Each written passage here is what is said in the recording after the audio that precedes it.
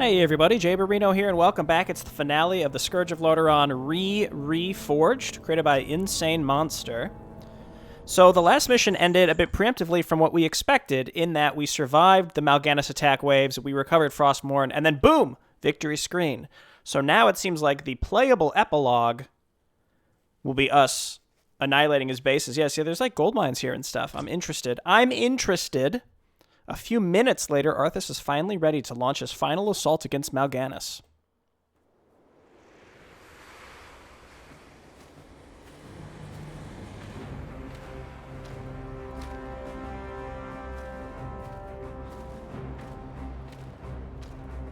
Now, Frostmourne.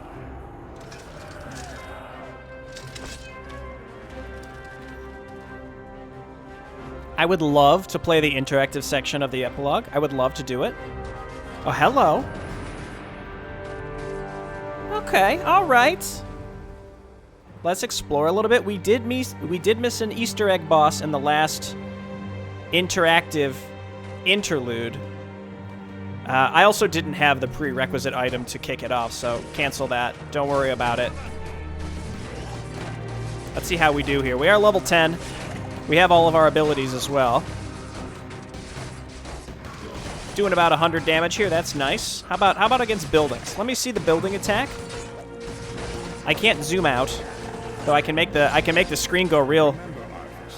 We are paladins. Vengeance cannot be a part of what we must do. If we allow our passions to turn to bloodlust, we will become as vile as the orcs. Something's happening? Something just happened? Wait, what actually just happened? Did we lose damage? Wait! I think we de-leveled. Okay, well, we take basically no damage, so I'm just gonna attack buildings. You too, Arthas. It's been a while since our friends escorted me anywhere. Okay, let's watch. Yeah, we lose a level every time that happens. Interesting. Okay, so this sets us up for the Path of the Damned campaign, because you can't help but wonder, in the original, how come we have like a mega powerful Arthas at the end of Frostmourne, the mission Frostmourne, and then suddenly at the start of Digging Up the Dead in the Undead campaign, Arthas is just a weakling who is not that strong. I ordered the cult of the Damned to distribute the plagued grain, but the sole credit is not mine.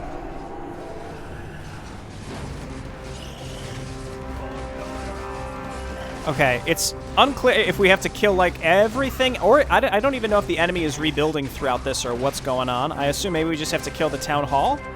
Let's free up our allies to do a little bit of this. It's nice to see that the expedition has rallied a bit after, yeah, see, these production structures aren't building. Just remember, the harder you strive to slay your enemies, the faster you'll deliver your people right into their hands. But yeah, it's nice to see the expedition has rallied after my horrific near failure at the end of the last mission. But that's how it was supposed to end. Again, I was really focused on assuming that we would be doing this section as part of that mission, which is why I was getting really, really stressed about not being able to grab that second gold mine when I thought I needed it. I mean, I still kind of needed it. We were like long distance mining and stuff. Okay, so this kicks us off into the next section. I don't know how important it is that I actually destroy all this stuff, because we might need to allow our allies to be able to move up and continue to support us, is my thought. And presumably we'll just continue to de-level. Everybody's cursed. You hate that.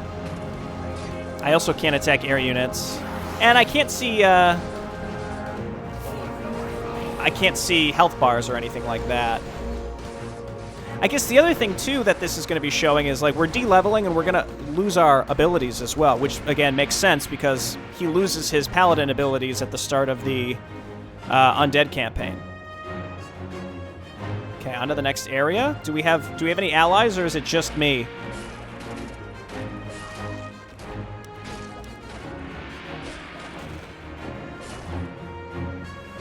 Let's see if maybe we trigger some attacks as we move in.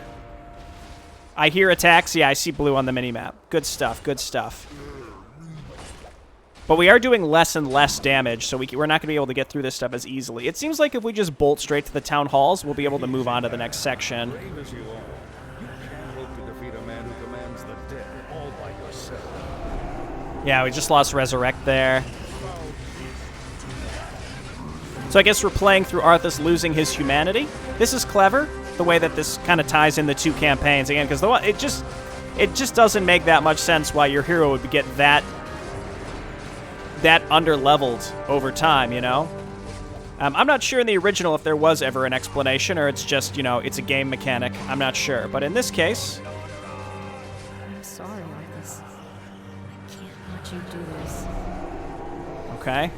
Down to level 4. You know what? We should probably fight with our guys. And I'm doing less damage, but at least it's chaos damage. We also take very little damage. It's an interlude after all, so I don't think it's supposed to be particularly challenging. The question is, should I be looking for secrets? I did miss a secret in the last mission, and I would be remiss if I didn't at least look. How can you even consider that? There's got to be some other way. We're already down to level 3? My goodness. Well, maybe this is pretty short. The last mission took me a while because I had to do the boss fight pretty much twice, which is my own fault. We could have been a little more diligent with quick saves and such.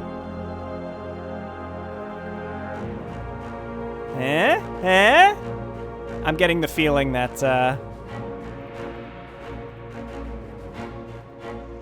I don't know. If it's not down here, where would it be? Looks like my allies killed the other structure that they need to kill.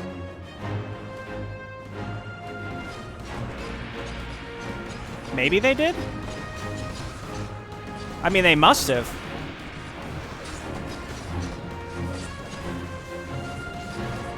All right, can we come up here? Do we have to go through this base to get there? Looks like through this base. Okay, next area. Oh, and Mal'Ganis is still alive. So are we going to have to fight him at level 1?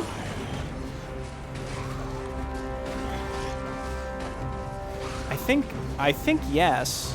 Though technically you never really kill him until the cinematic. Just Divine Shield again before you lose it.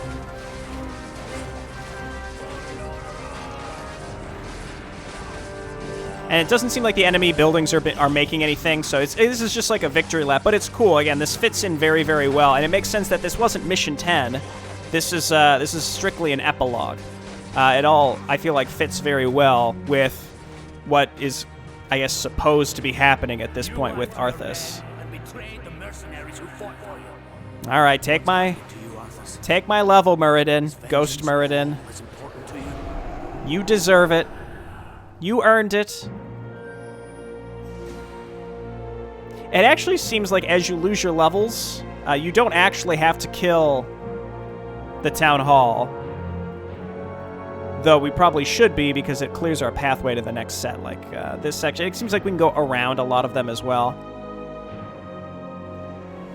Yeah, if I would have done better in the last mission, then maybe I wouldn't have had to split this out into its own video. But that's okay. That's all right. I mean, I could stitch them together, but I'm not gonna. I've been perpetually behind on filling a backlog of videos, so I just don't have a lot of time. Basically, what gets recorded is what gets uploaded these days. I can't do a lot of editing, but I'm trying to. I'm actually recording this the weekend before, and I'm hopeful that I'm going to try and get about a week's backlog back into the queue. Wait, hang on. Let's check. No, okay. I at least looked.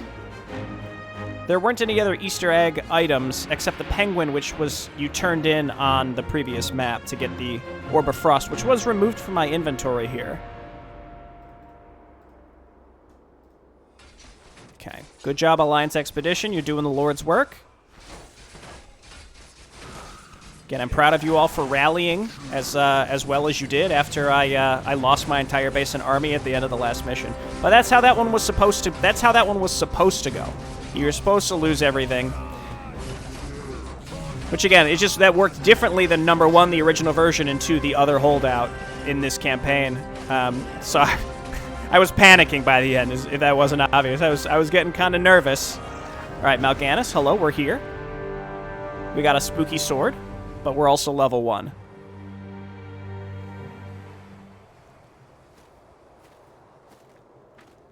So, you've taken up Frostmourne at the expense of your comrades' lives, just as the Dark Lord said you would. You're stronger than I thought. You waste your breath, Mal'Ganis. I heed only the voice of Frostmourne now. You hear the voice of the Dark Lord. He whispers to you through the blade you wield. What does he say, young human? What does the Dark Lord of the Dead tell you now? He tells me that the time for my vengeance has come. What? He can't possibly mean to...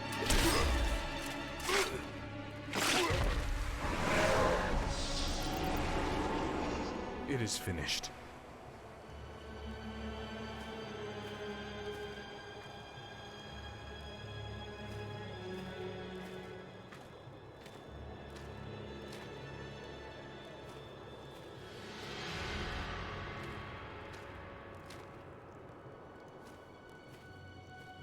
After taking his vengeance upon Mal'Ganis, Arthas wandered off into the frozen wastelands of Northrend. Tormented by Frostmourne's maddening voice, he lost the last vestiges of his sanity.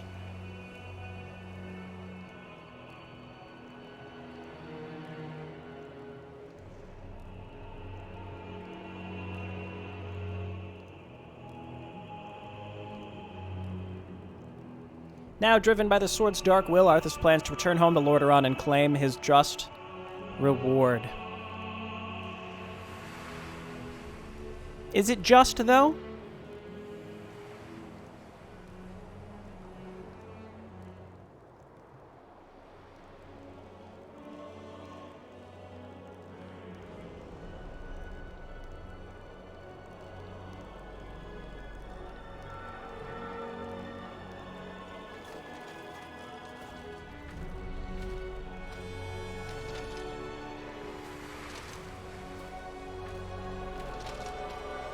Prince Arthas.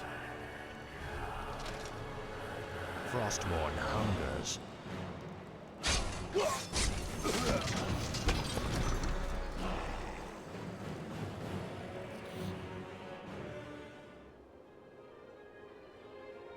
Poor Falric and Marwyn, you know? They died so many times through this campaign at my hand, only to permanently be killed by Arthas in the end.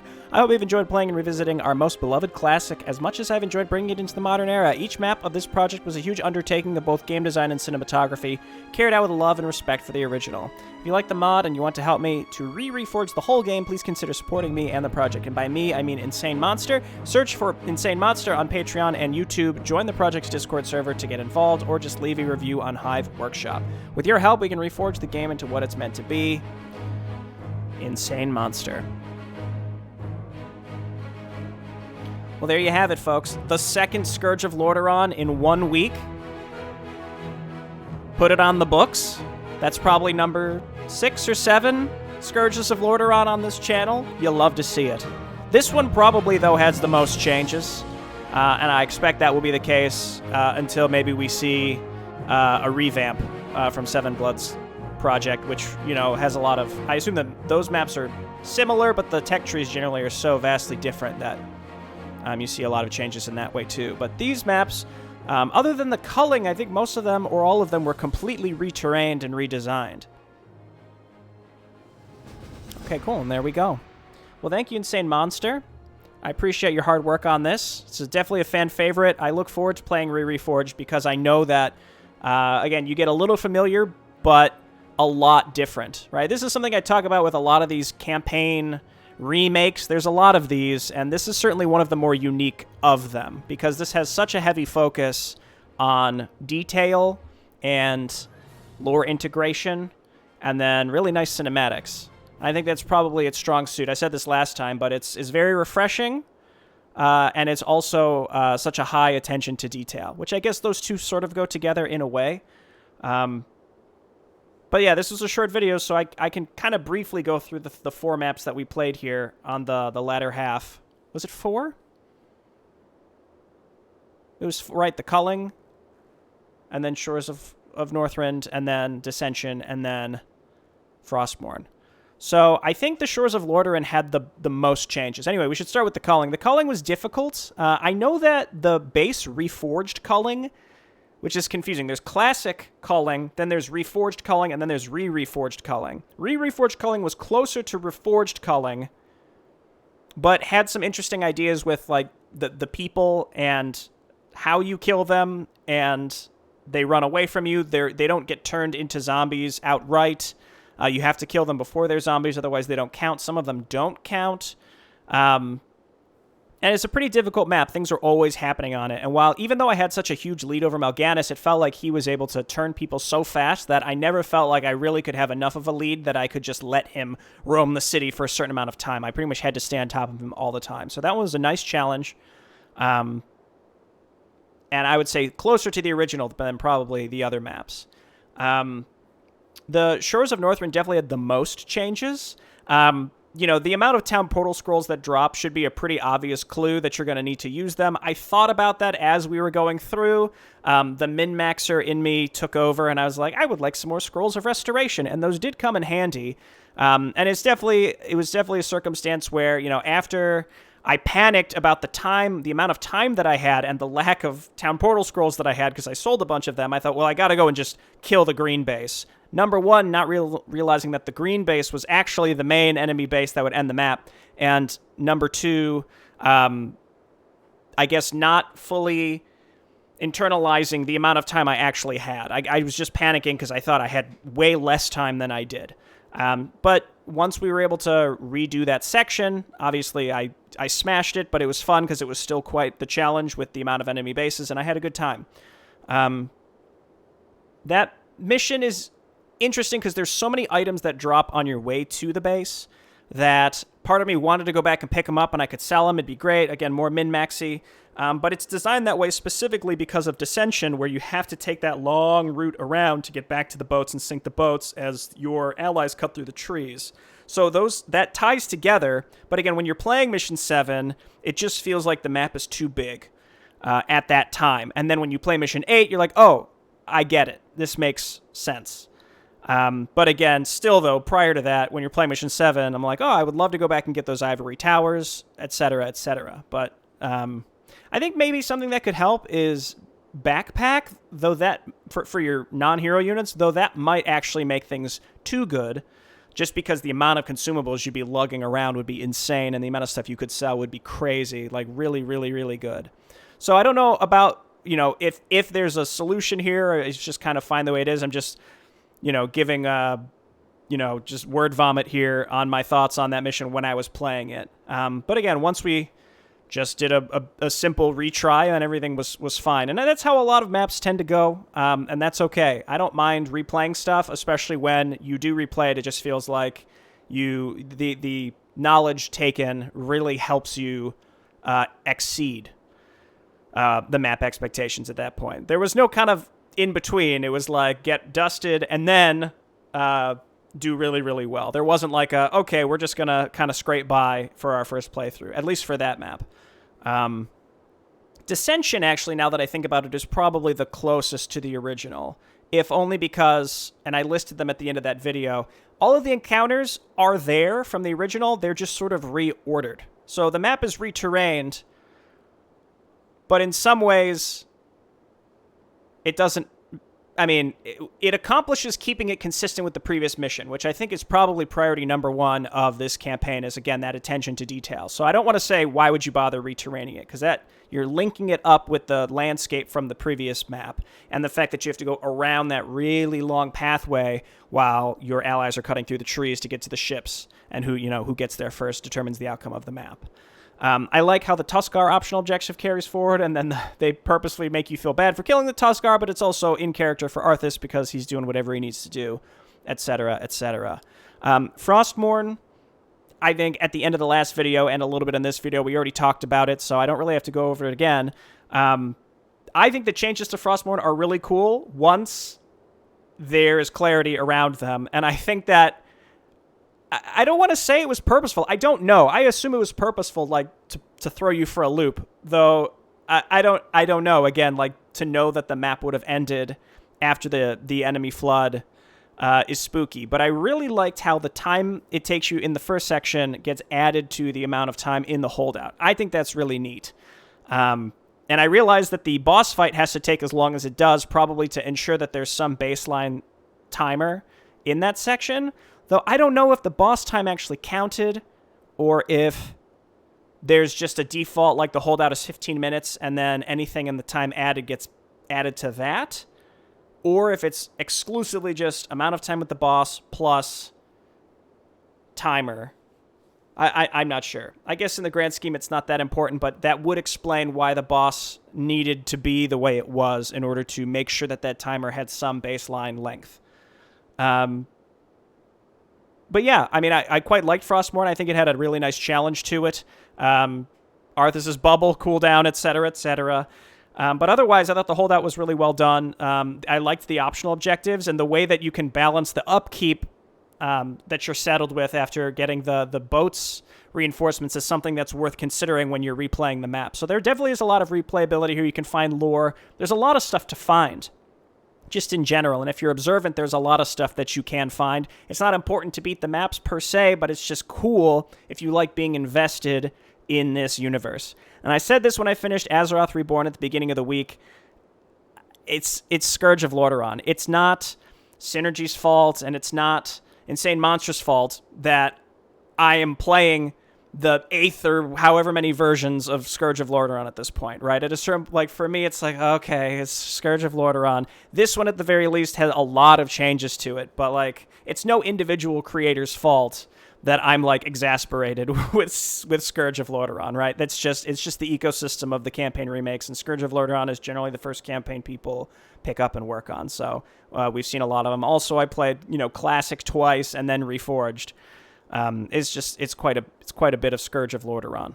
But again, I do appreciate a lot of the refreshing changes that are implemented here. Looking forward to what's new with this project, and certainly not as tilted as I was at the end of the first half. And again, I think that's because I played on normal here instead of hard, which was the right choice, and I'll just stick to that going forward. That's always been my baseline rule. You play second from the hardest. No matter how many difficulties there are, you play second from the hardest. It's just hard to know what is expected across different custom campaigns. When you play a lot of these things, you notice some patterns, but different creators just have different ideas of what is hard, and sometimes it means a lot of patience, sometimes it means technical mastery, sometimes it's incomprehensible. So I like to go into these maps and sort of explore them a little bit, even though I continue to miss a lot of stuff. I hope that incentivizes you to download these and play them for yourself, because the creators deserve it, and InsaneMonster deserves that. So check it out for yourself. All right, thanks everyone for watching. I'll see you next time. Bye-bye.